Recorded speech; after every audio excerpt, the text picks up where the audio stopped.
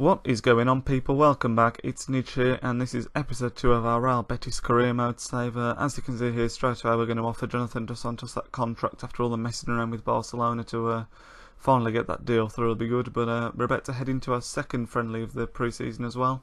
It's Aston Villa, who are a team that I hate on this game. They I don't know, they've got Agbonlahor on the wing, who's big, he's quick, he's an absolute monster on this game, and he really pisses me off actually how good he is on here. And then of course they've got Banter up front as well, who's also a monster, especially with how strong and OP heading is in this game. He's always going to be good on here, but as you just saw, we missed our first real chance of the game there, squandered by Vidillo. I think that was pretty poor miss really, but then Fabian Del for Villa has one pretty similar.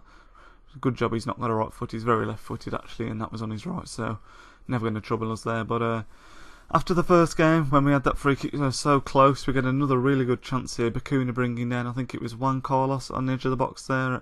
You can see the replay here, he absolutely nails him. And the first one we took with Verdu, I do have a quick flick through because I tried a couple of different players in this one to make sure that there were no other people that had good free kick stats. But Verdu is definitely going to be our free kick taker for the season, 100%. And here he's lining up this one, and this time, here we go.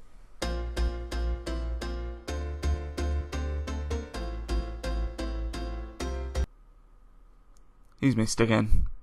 Yeah, we are getting slowly closer. The first one in that Monaco again going just wide, and that one pretty good save from the keeper that time. But yeah, shame we've not got Ben yet. I'll say it again because he has got such good free kicks on this game. But after he started so well, this happens.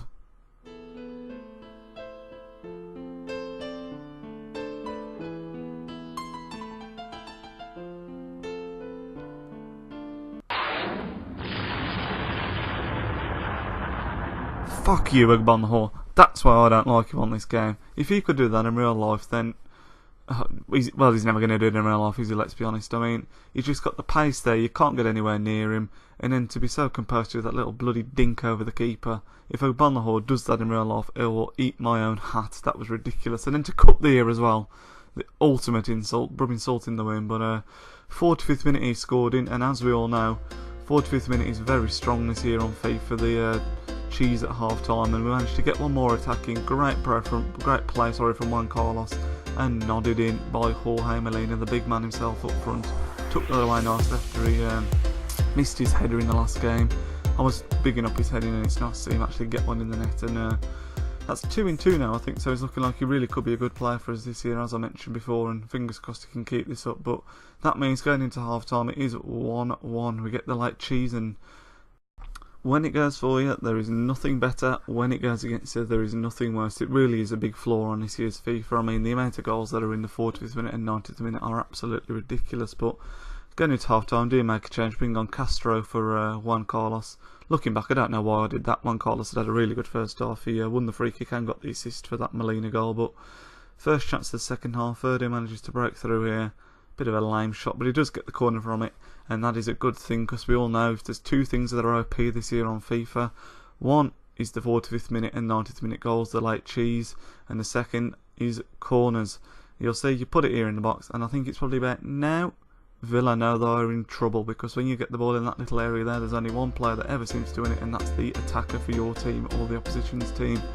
It's not very often that you see the defenders nodding them out, and like I say, when it goes for you, it's quality. When it goes against you, it's really frustrating because there's not a lot you can do about it. But nevertheless, we get the lead, but it doesn't last for long. See here, Villa get a free kick. Bit of a nothing free kick, really. I mean, thought I got a foot on the ball there, but the referee disagrees. Gives Villa the free kick, and it's whipped in there, and Al Ahmadi nods it in. And as I was just saying about the our corner goal there, when it goes against it, it's really, really annoying because, I mean, what can you do about that? Not a fat lot. So after we conceded that, I decided to make a couple of changes. Were 2-2, decided to go for the win. Chuck on Cedric for Video, one youngster for another to add a bit more pace and energy. And then we take off Verdu and chuck on Sevilla. And Sevilla's first touches of the game are this. Golazo! Looks like we're going to win the game with that goal there. Beautiful finish from the striker. From their cam, sorry, not the striker, but what a sub that is, if I may say so myself, and the keeper looks very upset with his contribution now. Although you'll see, looking back on the replay, I don't think there's a fat body could have done about it. It was a really, really good hit from Sevilla. And he's the one that we actually received an offer for in the last episode, and that's why I didn't want to sell him. I mean, players like that can be valuable off the bench, and you can't put a price on that, can you, really? You can. If they'd have offered 12 million, I'd have took it. But yeah, you know what I mean. It's to have someone that can come off the bench that can do that is a great thing to have, and don't want to be losing that. But that is actually the winning goal. We win the game 3-2. Very happy with that, because like I say, Villa are a team I often struggle against, and we actually have to offer Dos Santos another contract there, because he wanted to know what his role was going to be in the club, and give him that important first team role, and he signs on for us. That's really good to see. The main target signing, and that'll really shore us up in the CDM position. It's a position that we definitely needed to improve in, and as you'll see now, he's a lot better than what we already had, so that's great to see. You'll see here we just have a glance over some of his better stats. He's got a 4-star weak foot, which is really good, and his passing is really good, and he's got a decent long shot on him too, so it's going to be really good for us this year, hopefully. But we start looking at perhaps a backup striker now. Now, I know before I was looking at Morata, but just don't think we're going to be able to afford him with the money that's gone on Dos Santos. So we have a look at Sanogo, Benzia and Timothy Matavs now. We're going to be loaning, so it's probably going to be Sanogo out of all honesty. I don't think we'll be able to afford Matavs, and don't think Benzia is quite yet good enough. But we've seen this friendly against Frankfurt, get a 4-1 win, which is nice, but then this happens. Oh dear, nobody wants to see that. Real Madrid, first game of the season. You want to get off to a good start, and it's going to be a real struggle, but everyone's going to play him sometimes, I suppose, and you'll see we just have a little offer for Piqué, so I up that to 2 million. They can have him for that much, but they don't actually meet that valuation, which is, you know, if he'd have gone, he'd have gone. If he stays, he stays. He's decent, so. But before that Real Madrid game, we now start to prepare our team and get it ready, trying to get that best 11 ready to go, and yeah, it's going to be a tough start to the season, but that'll all be in the next episode, so I hope you enjoyed this one, and join me next time for what will be a massive test in the first game. Feel free to like, rate and subscribe, and I will see you all next time. Nidge out.